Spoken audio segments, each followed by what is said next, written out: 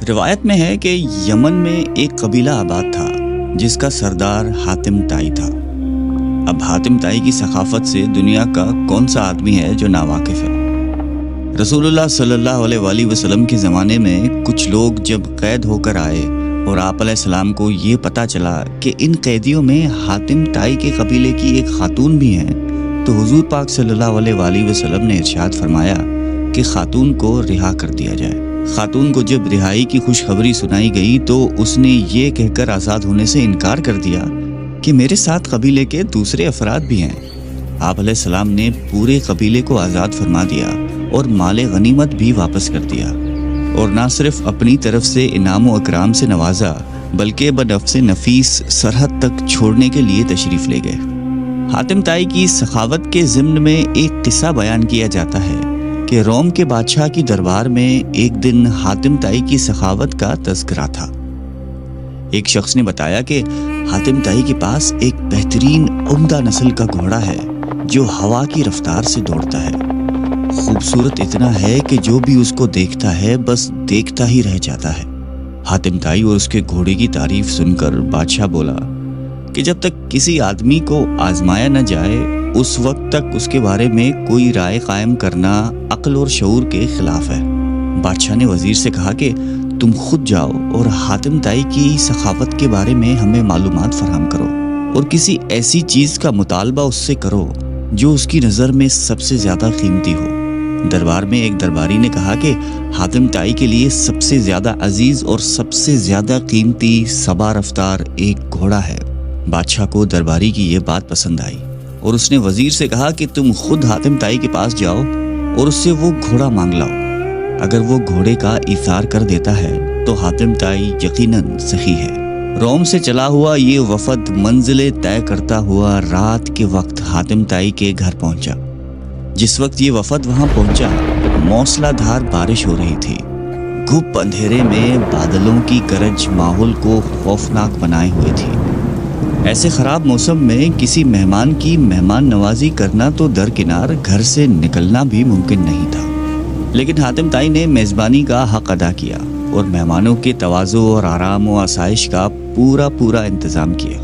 دسترخوان پر لذیذ بھنا ہوا گوشت کھا کر مہمان خوش ہوئے اور انہوں نے اپنے اندر سفر کی تھکان کی جگہ توانائی محسوس کی اور گہری نیند سو گئے۔ صبح کے وقت جب بارش تھم چکی تھی تو ہر چیز دھلی ہوئی اور صاف نظر آ رہی تھی۔ ناشتے کے دوران وزیر نے مہمان نوازی اور اظہار تشکر کے بعد اپنے آنے کا مقصد بیان کیا۔ کہا کہ ہمارے بادشاہ کو آپ کے گھوڑے کے بارے میں بہت کچھ بتایا گیا ہے۔ گھوڑے کی تعریف سن کر بادشاہ چاہتا ہے کہ آپ اپنا گھوڑا بادشاہ سلامت کی خدمت میں نظر کر دیں۔ السلام علیکم۔ آج کی اس ویڈیو میں ہمارے پیارے مسلمان بھائی نے اس کو اچھی طرح سے ایکسپلین کیا کہ حاتم طائی کون تھا اور یہ عرب کا سب سے مشہور اور بزرگ آدمی کیسے بن گیا اور یہ سخاوت کا بادشاہ کیسے بن گیا، اور اس کی کہانیاں اور واقعات عرب کے لوگ دل میں جگہ کیسے بنا دیتے تھے، اور دراصل میں حاتم طائی کون تھا، اور کیا حضرت حاتم طائی کو حضرت نبی کریم صلی اللہ علیہ وآلہ وسلم کا دیدار نصیب ہو گیا یا نہیں، اور جب حضرت حاتم طائی کی بیٹی حضرت محمد مصطفیٰ صلی اللہ علیہ وآلہ وسلم کے ساتھ ملنے کے لیے آئی تو وہاں پہ کیا حال ہو گیا۔ آئیے آج کی اس ویڈیو میں جانتے ہیں کہ حضرت حاتم طائی دراصل میں کون تھے اور حضرت حاتم طائی کی کیا حقیقت تھی۔ تو آج کی اس ویڈیو میں ہمارے پیارے مسلمان بھائی نے یہ بہت ہی خوب واضح کیا ہے۔ تو آئیے آج کی اس ویڈیو میں یہ در حقیقت اور سیکریٹلی حقائق کو جانتے ہیں کہ حاتم طائی کب پیدا ہوا اور حاتم طائی کا ڈیتھ کب ہو گیا، اور دراصل میں حاتم طائی کس ریلیجن سے تعلق رکھتے تھے، اور حضرت حاتم طائی پہ اتنا سٹوریاں کیوں لکھی گئی ہیں، اور حاتم طائی کی کہانیاں لوگوں کے دلوں میں کیوں بستے تھے، اور کیا حاتم طائی عرب کے لوگوں میں سب سے بڑا سخی تھا، اور کیا حاتم طائی سے زیادہ سخاوت کے لوگ آج بھی عرب میں موجود ہیں۔ تو آئیے آج کی اس ویڈیو میں جانتے ہیں حاتم طائی کی حقیقت جو ہے سخاوت کا بادشاہ۔ تو آئیے آج کی اس ویڈیو کو دیکھیں۔ وزیر کی بات سن کر حاتم افسوس کے ساتھ ہاتھ ملنے لگا اور بہت افسردہ ہو کر بولا، اگر آپ گھوڑا ہی لینے آئے تھے تو یہ بات آتے ہی مجھے بتا دینی چاہیے تھی، لیکن اب میں مجبور ہوں، اس لیے کہ میرا پیارا گھوڑا اس دنیا میں نہیں ہے۔ آپ کو تو پتہ ہے کہ پوری رات طوفانی بارش برستی رہی۔ میرے لیے یہ ممکن نہیں تھا کہ چراگاہ یا کسی اور جگہ سے کوئی جانور منگوا سکتا، لہٰذا میں نے اپنے گھوڑے کو ذبح کر دیا اور اسی کا بھنا ہوا گوشت دسترخوان کی زینت بنا تھا۔ وزیر حاتم طائی کی یہ بات سن کر حیران رہ گیا۔ بادشاہ سلامت کو جب یہ سارا واقعہ جا کر سنایا تو اس نے بھی حاتم طائی کی سخاوت کی بڑی تعریف کی۔ قبیلہ بنی طے کے سردار حاتم طائی کے بارے میں یوں رقم ہے کہ ایک بادشاہ نے حاتم طائی کی اتنی شہرت سنی کہ بادشاہ نے محسوس کیا کہ اس کی شہرت، اس کا نام اور اس کی عزت حاتم طائی سے کم ہے۔ بادشاہ کا دل بغض اور حسد سے بھر گیا۔ اس کے دل میں یہ وسوسہ آ گیا کہ جب تک حاتم زندہ ہے مجھے حاتم سے زیادہ عزت و شہرت نہیں مل سکتی۔ شیطانی ذہن کو استعمال کرتے ہوئے اس نے ایک چالاک، فساد پسند اور لالچی شخص کو اس بات پر مامور کیا کہ وہ حاتم کو قتل کر کے اس کا سر اٹھا لائے۔ کرائے کا یہ دہشت گرد اور قاتل شخص اپنے ترکش کو تیروں سے بھر کر اور تیز دھار تلوار کو میان میں رکھ کر حاتم طائی کے ملک کی طرف روانہ ہو گیا۔ جب وہ حاتم طائی کے علاقے میں پہنچا تو اس کی ملاقات ایک خوش گفتار، خوش مزاج اور بڑے ہی پرسکون شخص سے ہوئی۔ یہ شخص کرائے کے قاتل کو مسافر سمجھ کر اپنے گھر لے گیا اور ایسے پیار اور خلوص سے اس کی تواضع کی کہ کرائے کا قاتل اس کا گرویدہ ہو گیا۔ دوسرے دن جب مہمان نے رخصت ہونا چاہا تو خوش گفتار اور خوش اخلاق میزبان نے اصرار کیا کہ مہمان ابھی چند روز اور قیام کرے اور مزید خدمت کرنے کا موقع دے۔ کرائے کے قاتل کے دل میں میزبان کی تکریم اور بڑھ گئی۔ اس نے کہا کہ مجھے ایک ضروری کام درپیش ہے، اس لیے میں زیادہ دن نہیں ٹھہر سکتا۔ میزبان نے کہا کہ آپ وہ کام مجھے بتا دیں، شاید میں آپ کی کچھ مدد کر سکوں۔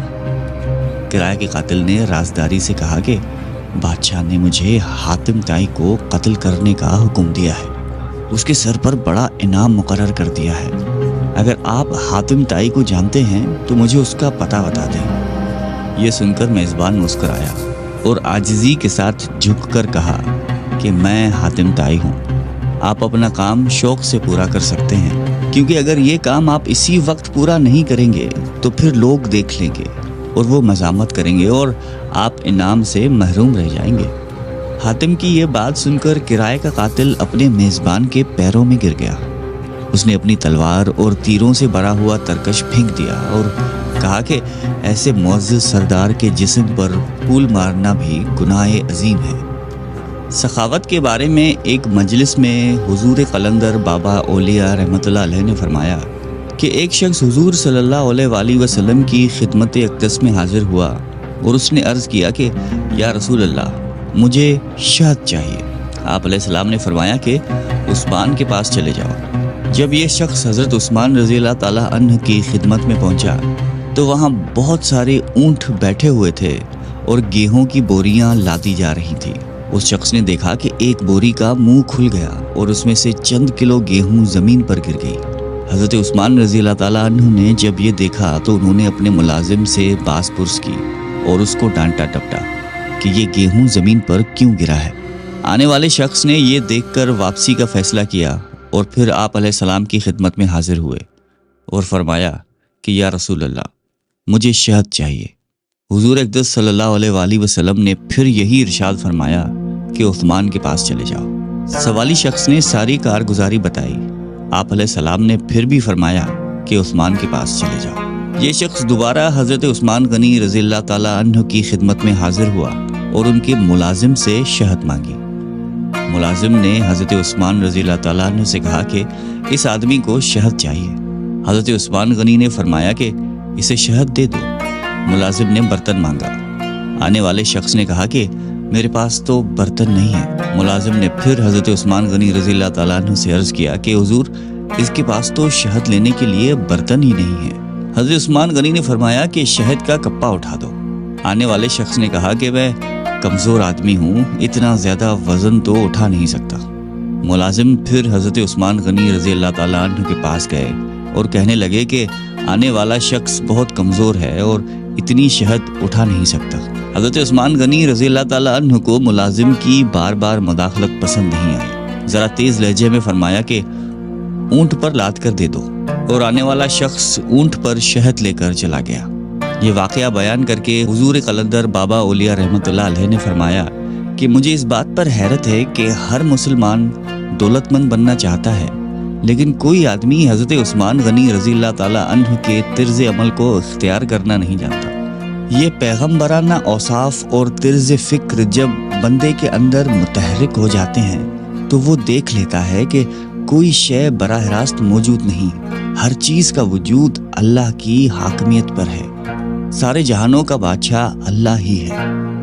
इंसान जिंदगी में जिस चीज़ को हासिल करना चाहता है तो ज़रूरी ये है कि उस चीज़ से मुतल्लिका लोगों की सोहबत अख्तियार की जाए।